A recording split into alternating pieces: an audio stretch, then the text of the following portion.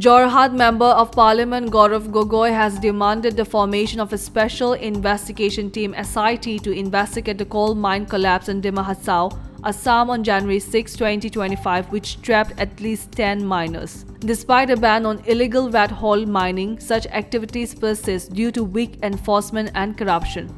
Gogoi highlighting the findings of a 2021 Judicial Commission led by Justice Brojendra Prasad Katake, which uncovered extensive illegal mining in Assam's Digboi Forest Division. He urged Prime Minister Modi to address the systematic failures allowing these dangerous operations to continue.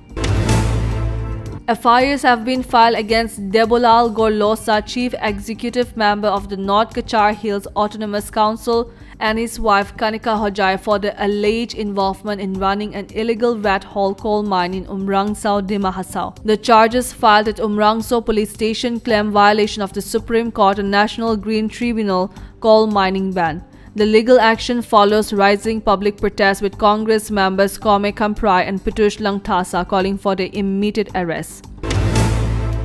A CAG report revealed a revenue loss of 2,026 crore to the Exchequer due to alleged irregularities in implementation of the now scrapped liquor policy of Arvind Kejriwal-led AAP government in Delhi. It claims several bidders operating at a loss were granted licenses and decisions were made without LG's approval. Common men bought a cause while AAP leaders allegedly received kickbacks.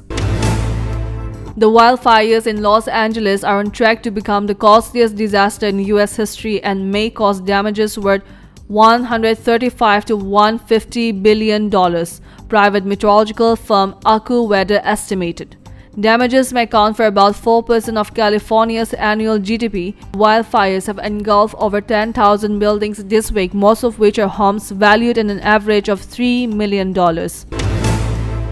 At least 10 people were killed in the crash of a small plane on Urao, northwest Colombia, according to officials on Friday. The plane traveling from Jorodo in the Chocó province near the Panama border was en route to Medellin, where it lost communication on Wednesday.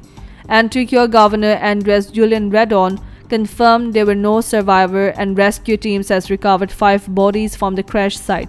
Due to the challenging weather and difficult terrain, search efforts continue, with the governor expressing solidarity and support for the victims' families.